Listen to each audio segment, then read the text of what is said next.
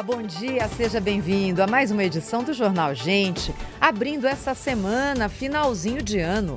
Hoje é 16 de dezembro de 2024, semana cheia, ou pelo menos se espera que seja, no Congresso Nacional. Porque, como todo mundo já sabia, ficou tudo para essa semana. Então, de hoje até sexta-feira, tem um monte de coisa importante que vai ter que ser decidida pelo Congresso Nacional. E se o Congresso não decidir?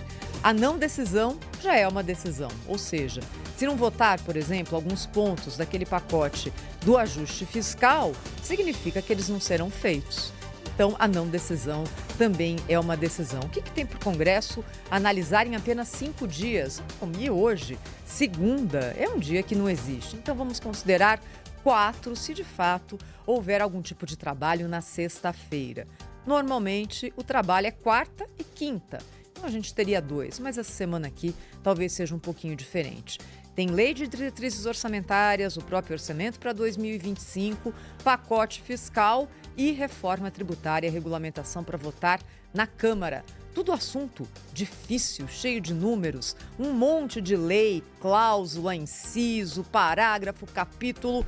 Olha, se algum dos parlamentares tiver lido todos esses projetos do começo ao fim, ganha um prêmio. Bem, a sessão conjunta do Congresso, marcada para quinta-feira, deve analisar as questões orçamentárias. É esse o trâmite do orçamento. Mas, segundo o presidente Rodrigo Pacheco, talvez ela fique para sexta-feira.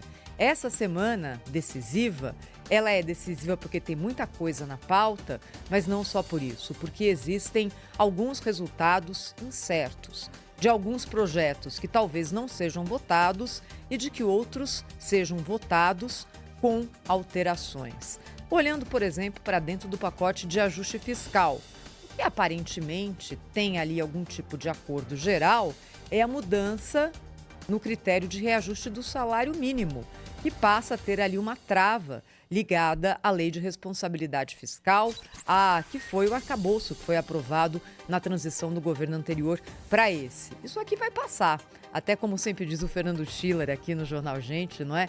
Quem ganha salário mínimo não faz lobby em Brasília. Então, isso aqui vai passar. Mudança nos critérios do benefício de prestação continuada. Aí há algum tipo de dúvidas.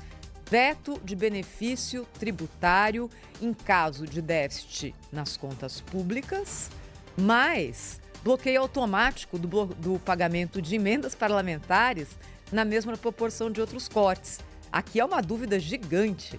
Será que isso aqui passa mesmo pelo Congresso? E a PEC dos supersalários do funcionalismo?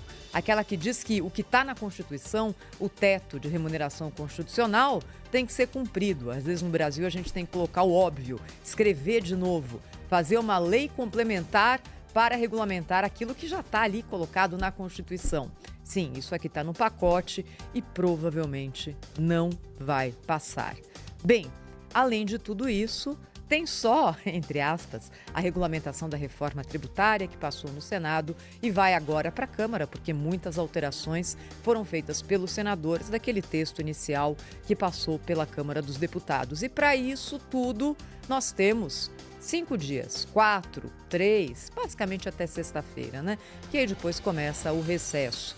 A liberação de emendas parlamentares, o pagamento que começou a ser feito na semana passada, aumentou um pouco as chances de que esse pacote passe com algum tipo de, não vou dizer de folga, nem de tranquilidade, mas que ele não seja completamente alterado ou barrado pelo Congresso Nacional. E aqui, de novo, né? O Executivo editou uma portaria que, de todos os recursos ali, é a menorzinha, né? Uma portaria começa assim, tem um valor do piso. Uma emenda constitucional é o topo. Uma portaria está mudando uma decisão do Supremo Tribunal Federal sobre pagamento de emendas. Supremo Tribunal Federal, que já tinha passado por cima do Congresso e tinha aprovado uma lei com nova regra para liberação de emendas.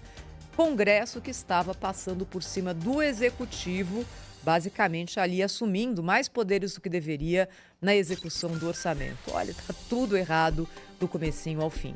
De qualquer forma, foram liberados mais de 7 bilhões de reais no pagamento de emendas, fazendo com que o clima no Congresso ficasse um pouco melhor. Então é uma semana para a gente começar muito atento, de olho, olhando ali a linha, sabe? As letrinhas pequenas de tudo que for aprovado pelo Congresso Nacional, porque no fundo é isso que vai determinar como será a vida econômica do país e, por consequência, a nossa, pessoa jurídica e pessoa física, no ano que vem. 8h04, agora direto de Brasília, Cláudio Humberto.